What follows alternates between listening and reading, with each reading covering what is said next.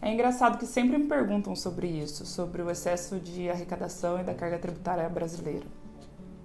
E todos os meus artigos, eu sempre que posso, eu faço um apontamento sobre a posição do contribuinte nisso tudo, né? Eu vejo que o fisco está cada vez mais famigerado no excesso de arrecadação e de tributação na tentativa de cobrir o rombo com os gastos públicos. Isso é nítido. Tem um recente estudo do Instituto Brasileiro de Planejamento Tributário que diz que o contribuinte trabalha até 2 de junho só para custear os tributos, ou seja, só para pagar os impostos. E desses dias trabalhados, 29 dias são só para pagar os gastos com a corrupção. O contribuinte é quem sempre está segurando esse rojão. Ou seja, a gente não aguenta mais, né, pagar. E que o governo, ele, ao invés de sentar e rever suas próprias contas e cortar na carne, cortar os gastos, cortar a folha de salário e remanejar seus gastos, não, ele prefere aumentar a tributação, forçando que o contribuinte pague esses custos elevadíssimos que é a manutenção do Estado. Eu lembro que eu fiz um artigo, chama Dai a César o que é de César, que fala bem sobre isso. Qual é a finalidade do Estado e a finalidade do tributo? O tributo surgiu desde a época em que a gente vive em sociedade e a finalidade dele é custear os gastos com o Estado, os gastos necessários para a manutenção do Estado.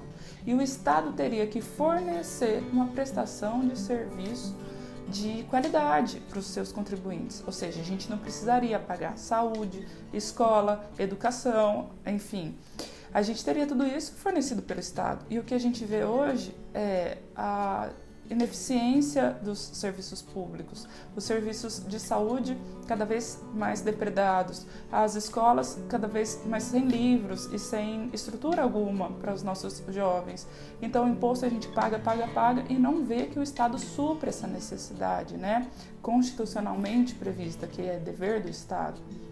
Então a gente vê que o tributo perdeu muito a finalidade e a arrecadação perdeu sua finalidade. Hoje a gente trabalha mesmo para pagar a corrupção e para pagar a folha de salários.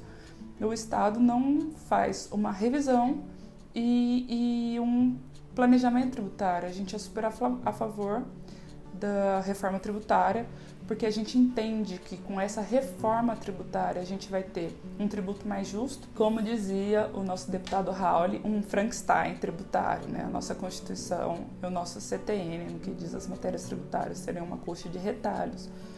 A gente compactua do entendimento que é necessária uma reforma tributária e é necessária uma reforma política. É necessário que o governo tenha em mente que as empresas estão fechando.